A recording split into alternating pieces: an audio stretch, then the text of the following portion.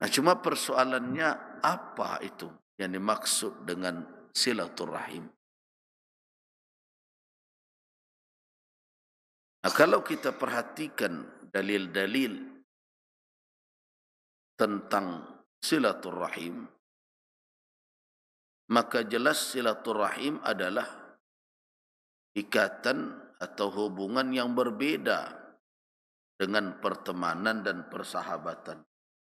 Walaupun terkadang di dalam konsep keseharian kita menemukan tidak sedikit orang yang menggunakan kata itu untuk pertemanan dan persahabatan. Bahkan saya juga pernah membaca ada acara reuni satu sekolah ditulis dalam rangka memperkuat silaturahim. Nah, ini kan menunjukkan bahwa ada bias penggunaan istilah. Dan tentu kalau tidak diberikan penjelasan yang tepat, kan nanti tentu bias pula di dalam memahami hakikat dari istilah itu. Yang dikatakan silaturahim adalah hubungan yang merupakan ketentuan dari Allah Subhanahu wa taala. Silaturahim ini adalah ketentuan Allah, pemberian Allah, ini bukan kita yang menjalinnya. Yaitu hubungan yang dijalin, yang dikaitkan oleh Allah Subhanahu wa taala antar manusia, baik dalam bentuk ikatan nasab maupun dalam bentuk ikatan rahim wanita.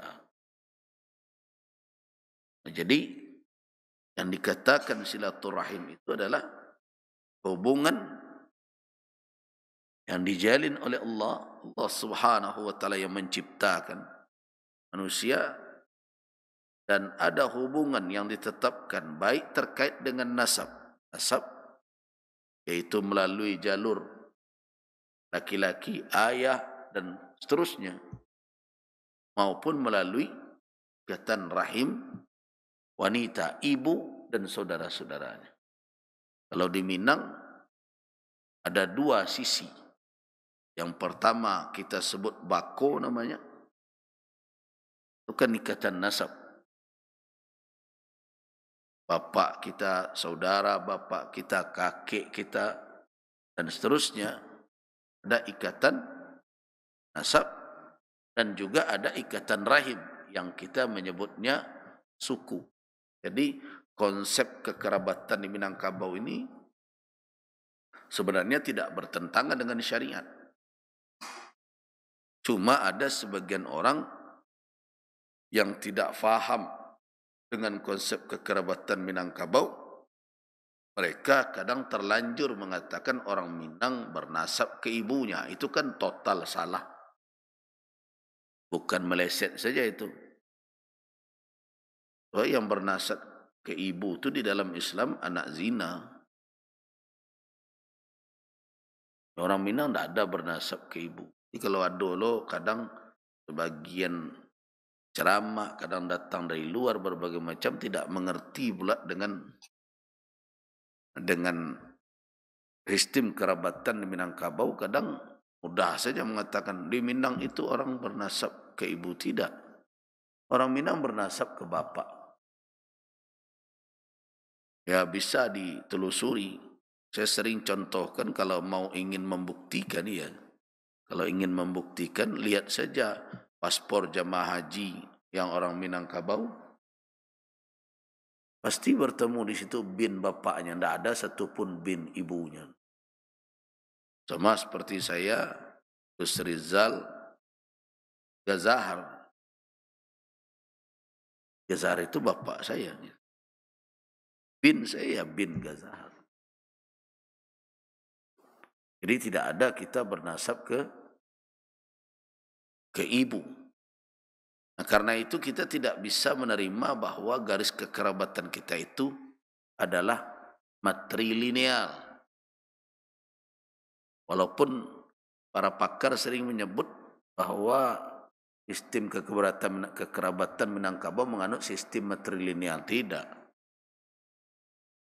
Nah, karena itu istilah lineal seperti itu kan menunjukkan nasab. Tidak, kita tidak bernasab ke ibu. Kita tetap bernasab ke bapak. Cuma kita bersuku dengan tali kekerabatan rahim. Jadi kesukuan. Nah, itu tidak menunjukkan nasab, tapi menunjukkan suku saja. Jadi kalau orang bertanya, bagaimana sistem kekerabatan di Minangkabau?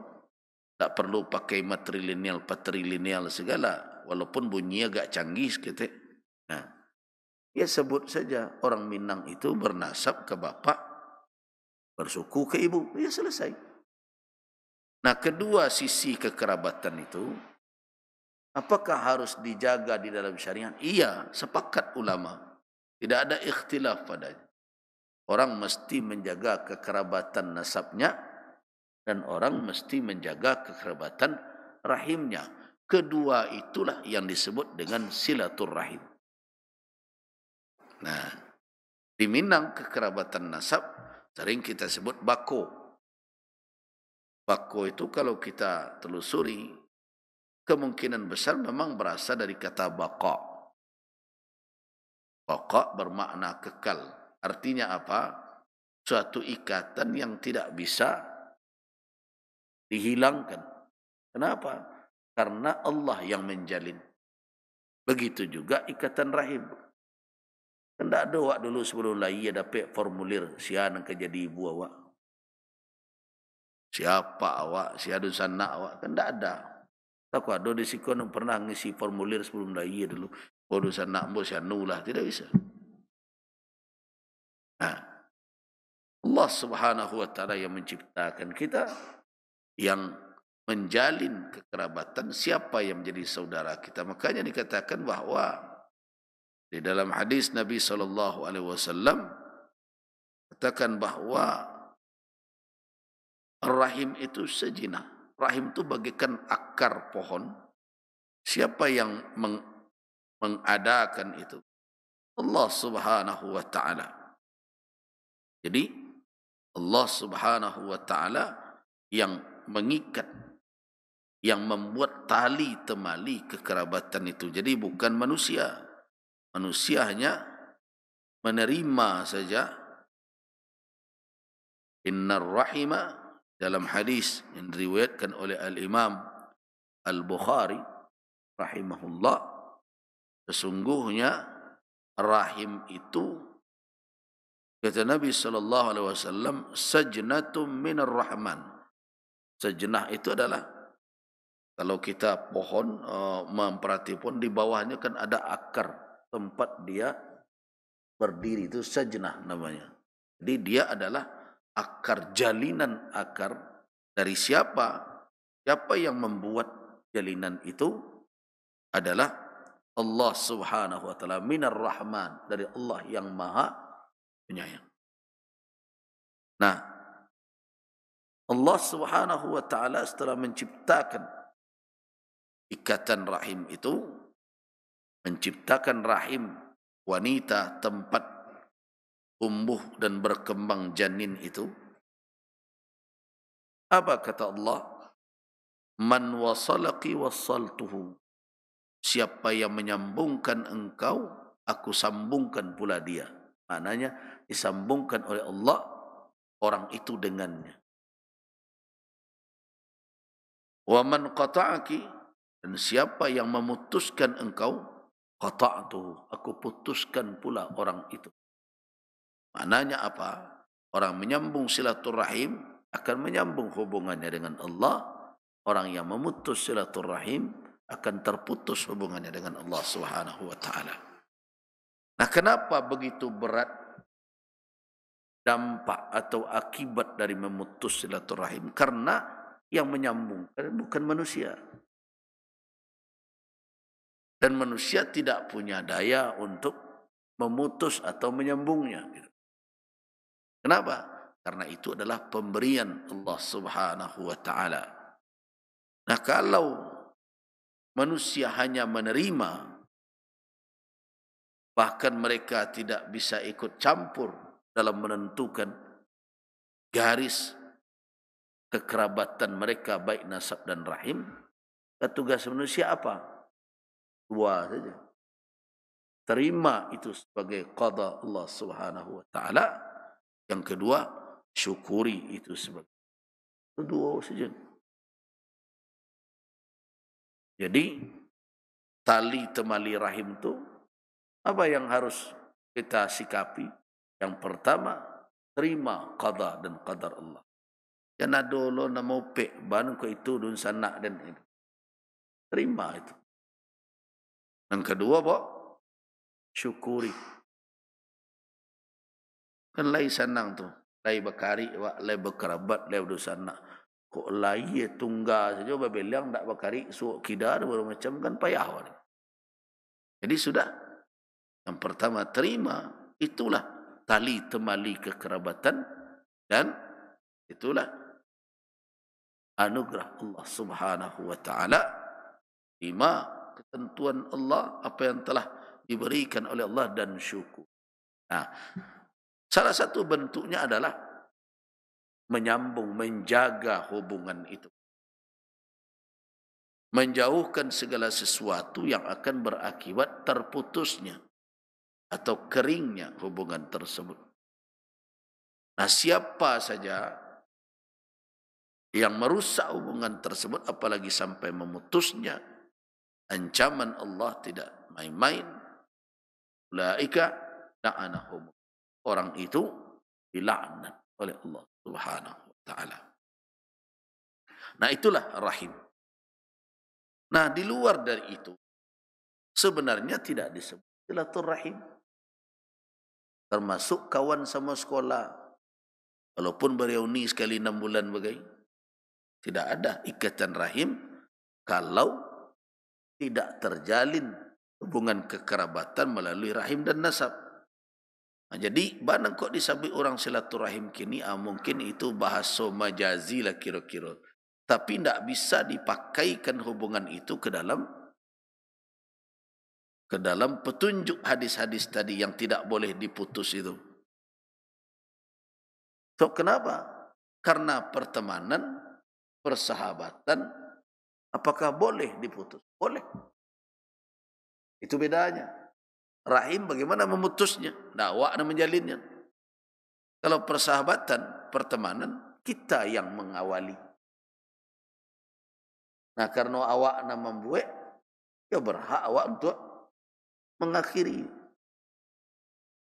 Mau coba bisnis ke? Bermitra. Ya, kita yang membuat akad kemitraan. Ya, kalau ada hal-hal yang tidak sesuai lah, ya sudah, kita boleh untuk mengakhiri. Nah, pertemanan juga demikian. Jadi pertemanan itu tidak sama dengan rahim, dengan nasab. Kayaknya saya dulu pernah ketika di media sosial ada kawan yang tiap sebentar memposting tidak jelas, singgah juga di media sosial saya. Kemudian saya hapus pertemanan dengan dia. Ketika dihapus dia kirim pakai messenger. Dia lo bahasanya tuh. Percuma sih jadi buya orang. Tapi kerajo memutus silaturahim. Gitu. Ketika dia mengatakan begitu, saya balas. Assalamualaikum. Saya ingin bertanya, Bapak orang dan di mata sambuangnya rahim mawak. Tentu wak tanya, dek mutus silaturahim itu takut wak. Di mata tersambuang janjan senininya jambu ambo, tidak tahu kan gitu. Oke, cara ambo orang Solok, suku ambo itu. Pak orang kalau tidak rahim mana menyambung. Barangkali tentu rahim Siti Hawa aja Nabi Adam tuh gitu jadinya.